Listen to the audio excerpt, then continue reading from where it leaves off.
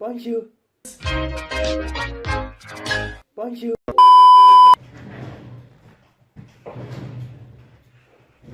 Herkese merhaba arkadaşlar. Ben Yankı. Size biraz yurt dışında okumaktan bahsedeceğim.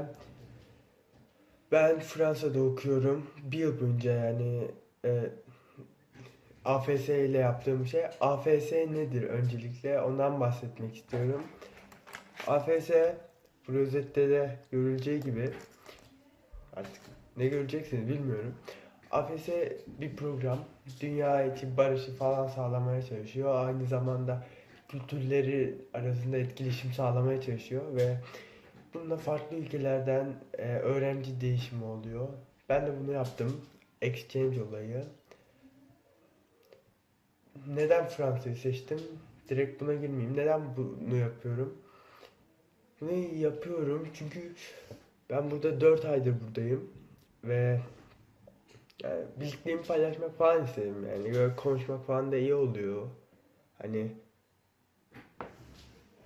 emin olamadım Türkçe mi yapsam ama hani en rahat öyle oluyor. Yani şu an bile affedersiniz heyecanlıyım biraz ama çünkü ilk videom. Ama İngilizce altyazı da eklemeyi düşünüyorum. Çünkü yani merak eden herkesin görebilmesini istiyorum. Ee, Fransa'yı seçtim çünkü zaten Türkiye'de Fransız okuluna gidiyorum. Aynı zamanda dilini öğrenmek istiyorum. Belki gelecek için Fransa'da okumaya devam etmek istiyorum. Bu sebeple burayı seçtim. Güzel ülke, farklı baya. Çünkü ben de bir Türkiye'de büyük şehirde yaşıyorum. Ama Fransa'da ben nerede yaşıyorum göstereyim.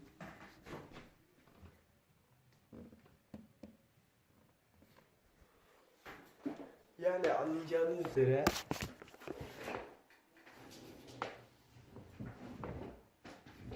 çiftlik gibi bir yer. Hani hoş ama küçük bir yer. Alışık değilim. Yani çok ilginç geliyor bana da.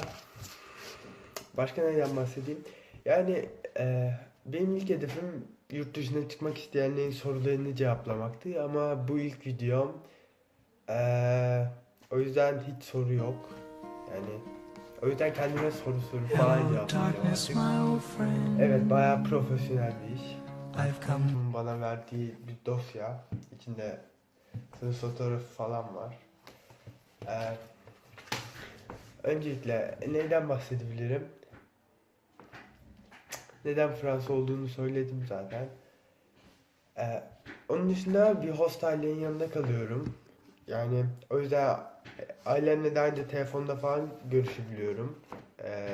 Tatillerde dönmek yasak AFS'nin kuralına göre. Çünkü hani zaten alışmak zor. Başka bir ülkede, başka bir aile, başka bir hayat. İşte aynı zamanda bir de dönebilirsek daha zor olur gibi geliyor ama yani alışıyorsun bir şekilde. Ben mutluyum burada. Yani zaten çok rahat, her şey çok rahat. Mesela ödev gerekmiyor. Zaten insanlar sizle tanışmak için can atıyor yani.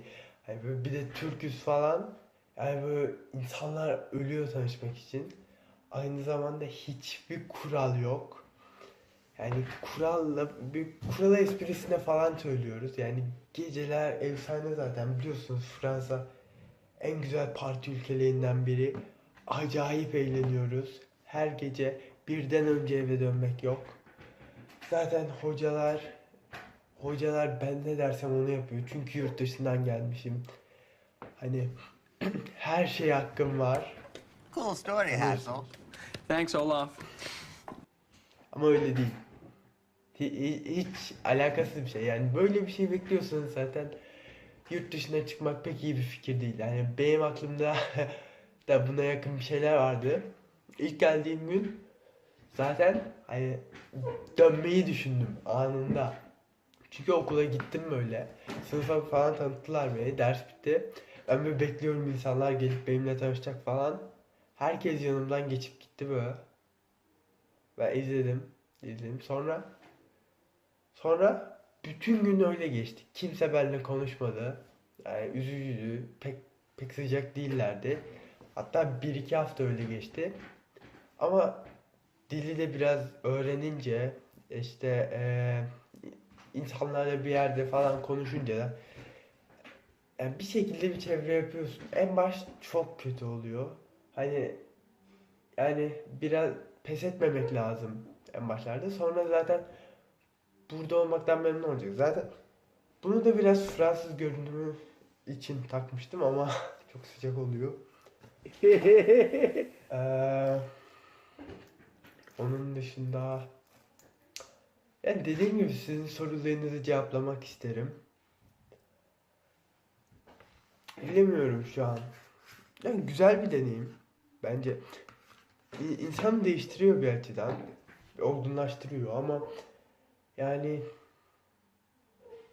bilmiyorum. Her ülkede her AFS'nin, her exchange student'ın farklı bir deneyimi oluyor. Farklı bir şeyler görüyor. Yani ben burada her gün parti yapmıyorum ya da yani çok süper geçmiyor ama yine de burada olmaktan memnunum. Siz yaparsanız siz de memnun olursunuz. Yemeklerden bahsedeyim. Yemekler yani benim gibi Türk mutfağını seviyorsanız yani böyle mantılar, kebaplar, ya artık kebap da pek şey değil de hani burada aklıma öyle soktular. Hani İskender'di, dönerdi. Öyle şeylere bayılıyorsanız Fransa yemek kültürü açısından pek sizlik değil. Çünkü burada zaten biliyorsunuz zaten şarap peynir olayını duymuşsunuzdur. Tam olarak öyle. Ben peynirin bu kadar çeşidi olduğunu bilmiyordum. E, onun dışında yemekler çok farklı falan. Sebze falan var yani. Pek benlik değil de. Ona da istemesen de alışıyorsun. Zaten kruvasanı ünlüdür. Hani o da pek farklı değil yani. Türkiye'de de yiyebilirsiniz aynı şekilde. Ama yani bu görmek lazım bana sorarsanız. Gelmeden önce merak ettiğim şeyler arasında ne vardı? Daha çok ne olacağını çok merak ediyordum. Hani nasıl bir aileyle yaşarım, insanlar nasıl olur falan. İnsanlar çok farklı değil. Hepimiz genciz falan. Zaten İngilizce altyazı ya da İngilizce konuşmaktan bahsettim. Ya bilmiyorum İngilizce konuşmayı iyi isterdim videoda ama o zaman da daha karmaşık olurdu. Yani İngilizcem süper değil zaten hatalar olurdu falan. O yüzden böyle tutacağım. Altyazıyı da koymayı düşünüyorum yani ama artık ne yapayım bilmiyorum. Yani geziyorum falan. Çok sıkı bir şey değil sonuçta. AFS'nin sloganı sloganı slogan. AFS'nin sloganı Barcelona, Barcelona, Barcelona. eee, Fransa AFS'sinden önden Vive Sans Frontières. Ya bilmiyorum doğru aksanla mı söyledim ama bunun anlamı sınırlar olmadan yaşamak. Bir nevi öyle. Hani zaten böyle tamamen farklı bir hayatın oluyor bir yıl boyunca. Yani diğer programları bilmiyorum. Ama bu AFS programı bir yıllık yapılıyor benim bildiğim kadarıyla. Ya da 3 ay, 6 ay ya da 10 ay arasında seçiyorsun. Benimki 10 aylık. Okul süreci boyunca. Onun dışında zaten tatiller bayağı bol. Hani okul okul çok sıkı Türkiye'ye göre yani.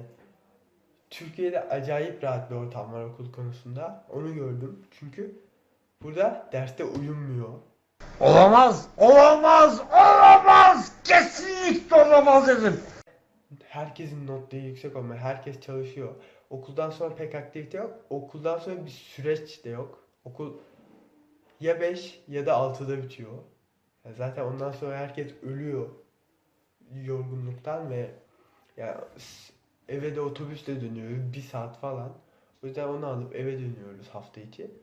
Ama 5 haftada bir 2 haftalık tatiller oluyor. O tatillerde de hani AFS ile konuşup başka bir 2 haftalık aileyle kalabiliyorsun apayrı bir şehirde. Gelmeden önce bir mektup yazılıyor bu AFS'de. Diyor, kendinden bahsediyorsun. Zaten birkaç aşaması var. İsterseniz ondan da daha detaylı bahsedeyim. Birkaç sınav var. Sonra sınavları geçersen bir mektup hazırlaman gerekiyor. Bazı belgeliği tamamlıyorsun. Sonra mektupta kendinden bahsediyorsun ve nasıl bir aileyle yaşayabileceğinden bahsediyorsun falan. Ama çok seçici olma hakkın yok. Zaten seni aile seçiyor o mektuba göre. Sen de tamam olmak zorundasın. Hani çok ciddi bir sorun varsa aileyle gittikten sonra senden sorumlu bir kişi var. Gönüllü olarak çalışan korespondan. Onunla konuşup aileyi değiştirebiliyorsun ciddi bir sorun varsa. Yoksa artık yani bir yılını geçirmeye çalışacaksın ama hani seni de değiştiren bir şey yani. Çok şeye takılma lüksün yok. Zaten takılma artık. Yurt dışında yaşıyorsun bir yıl bence. Ben uygun yani ben burada hani hayatımda kaç kere inek görmüşümdür? Pek değil. Burada yani böyle haftalık aktiviteler arasında odun kesmek, inekleri bir yerden bir yere kovalamak ya da götürmek, saman balyalığı yapıp fırlatmak. Yani bunlar zorunlu aktiviteler. Aynı zamanda hobi olarak da ATV var ailede. Onu yapabiliyoruz. Ya da tahtadan falan kılıç yapabiliyoruz. Host kardeşim var. Polyan adında. Çok iyi bir çocuk. Yani beraber çok eğleniyoruz falan. Aynı zamanda 2 tane de host kız kardeşim var. Yani iyi insanlar. Hani neyden çok bahsetmem gerektiğini bilmiyorum ama benim böyle geçiyor hayatım yani. Son 4 aydır. Hani okulu pek takılmıyorum ya. Çünkü zaten dersler falan yorucu oluyor. Dil falan sıkıntı biraz. Hani ben buraya da iyi notla için gelmedim. İyi notlarım hiç olmadı benim. Hani umurumda mı? Evet.